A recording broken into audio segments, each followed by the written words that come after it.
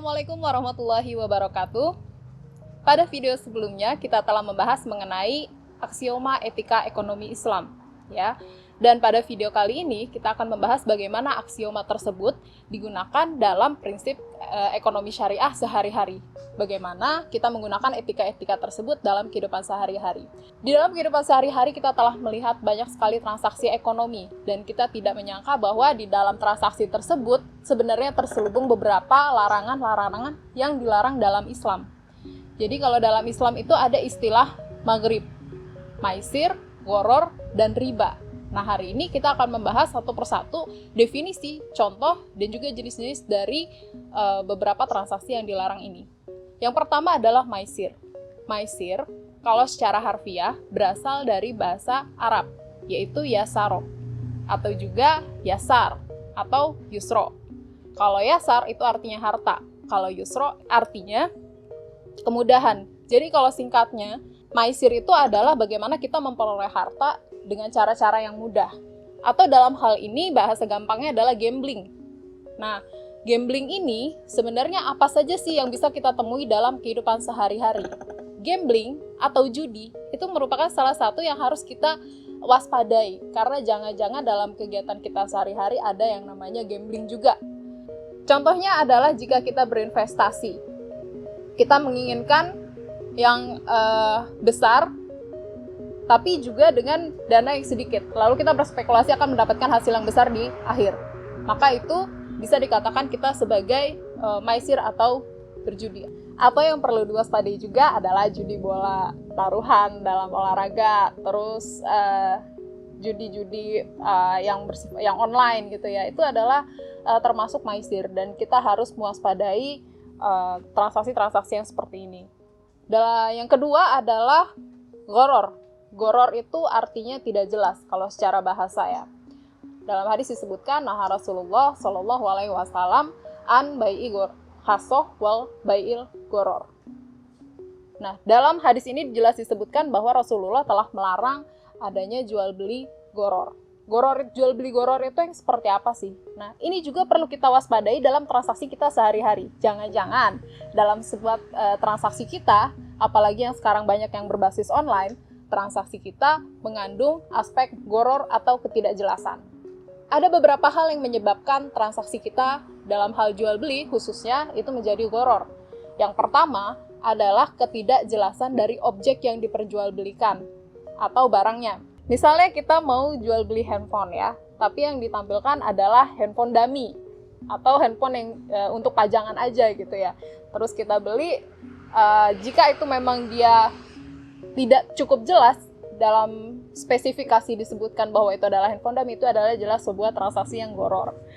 Kemudian yang kedua adalah tidak jelas metode pembayarannya. Kita nggak tahu ini bisa bayar lewat apa, apakah cash on delivery atau COD, kemudian transfer, ataukah melalui e-money atau melalui yang lain-lain gitu ya, itu bisa menyebabkan hal tersebut jadi gharar. Yang ketiga adalah ketidakjelasan kapan waktu kita bisa menerimanya. Nah, ini yang banyak terjadi di masa lalu dan juga sayangnya di masa yang sekarang ini gitu. Jadi banyak sekali transaksi di masa lalu, orang mau beli buah-buahan itu dari pohonnya langsung. Ini pohon rambutan. Kalau sudah panen, saya akan beli semua yang ada di pohon ini.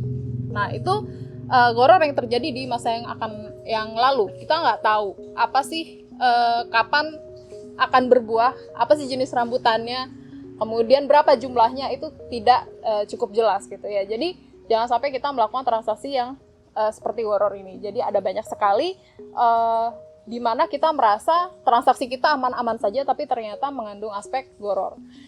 Yang ketiga, riba. Riba ini merupakan sesuatu yang sudah tidak asing lagi di telinga kita. Karena kita sekarang lagi gencar-gencarnya investasi anti riba, bank syariah anti riba gitu ya. Kemudian nabung nggak pakai riba, KPR tanpa riba. Sebenarnya riba itu sendiri apa?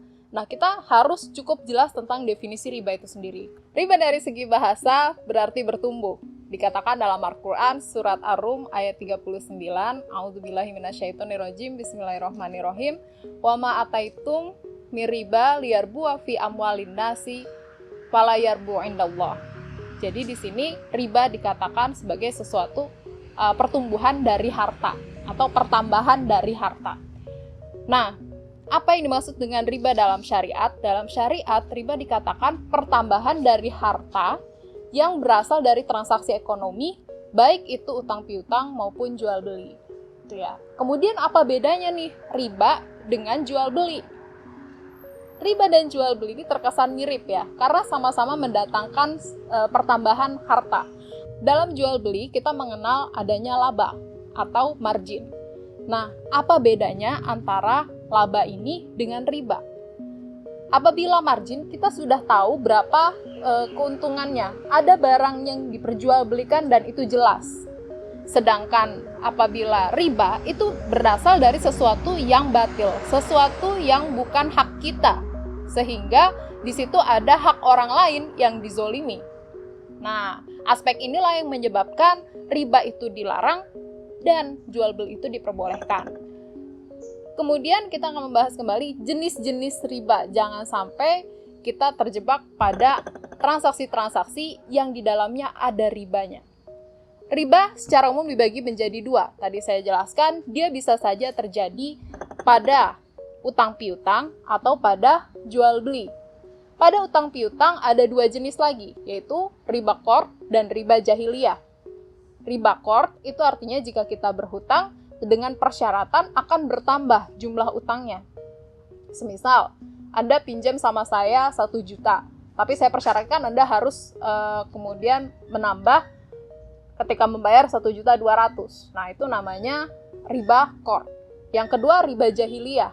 Riba jahiliyah itu adalah pertambahan dari utang yang tidak bisa diselesaikan sesuai dengan batas waktu atau tempo yang telah ditentukan sebelumnya. Misalnya, saya memberikan Anda utang 1 juta dalam waktu 1 tahun, tapi ternyata Anda tidak mampu bayar. Saya memberikan kelonggaran kepada Anda untuk membayar pada minggu atau bulan selanjutnya dengan jumlah 1,2 juta misalnya. Jadi itu adalah termasuk riba jahiliyah. Dan yang kedua, jenisnya adalah riba jual beli. Riba jual beli juga ada dua, yaitu riba fadl dan juga riba nasi'ah. Keduanya ini terkait dengan barang-barang ribawi. Barang-barang ribawi salah satunya adalah emas. Jadi hati-hati kalau teman-teman melakukan jual beli emas. Misal, saya menukarkan emas 24 karat seberat 5 gram dengan emas 24 karat juga seberat 4 gram. Yang dibilang kualitasnya yang ini emas Jawa, yang ini emas Sumatera, whatever. Yang jelas itu pertukaran yang tidak sejenis, pertukaran barang sejenis tapi dengan kadar yang berbeda atau takaran yang berbeda. Nah, inilah yang disebut dengan riba jual beli atau riba fadl. Nah, itu adalah contoh-contoh atau jenis-jenis riba yang sering kita temui dalam kehidupan sehari-hari. Contoh yang paling sering kita temui sehari-hari dan mungkin banyak ditanyakan oleh teman-teman itu adalah bagaimana jual beli kendaraan ya, khususnya kendaraan bermotor misalnya. Di situ apakah kredit itu termasuk riba? Misalnya kita ingin memiliki kendaraan bermotor, apakah itu termasuk riba? Ya tentu saja itu riba karena itu muncul dari yang namanya hutang piutang tadi gitu ya. Seharusnya kita kalau beli kontan itu bisa mungkin 18 juta, 20 juta, tapi kemudian kita mengangsur dan kemudian di situ ada tambahan karena kita berhutang dan disitulah namanya riba. Setiap pertambahan dari hutang piutang itu namanya riba. Makanya teman-teman hati-hati jika nanti kalian berhutang atau kalian memberikan hutang, jangan sampai kita mensyaratkan ada pertambahan hutang di situ atau kita mengembalikan dengan walaupun seperak pun gitu ya. Jangan sampai ada pertambahan dari hutang tersebut. Karena Allah telah berfirman, la taqulu riba ad'afan mudha'afah. Jadi jangan berlipat ganda dan juga sedikit pun jangan gitu loh. Nah, jadi demikian adalah bentuk-bentuk transaksi yang dilarang dalam ekonomi Islam. Apabila ketiga transaksi tersebut dilakukan, maka akan menyebabkan transaksi atau jual beli kita menjadi batal atau batil. Seperti itu, batil artinya tidak memenuhi salah satu rukun, tidak memenuhi salah satu syarat, sehingga transaksi kita dianggap batal dan tidak sah. Demikian yang bisa saya sampaikan. Terima kasih, sampai jumpa di video selanjutnya. Wassalamualaikum warahmatullahi wabarakatuh.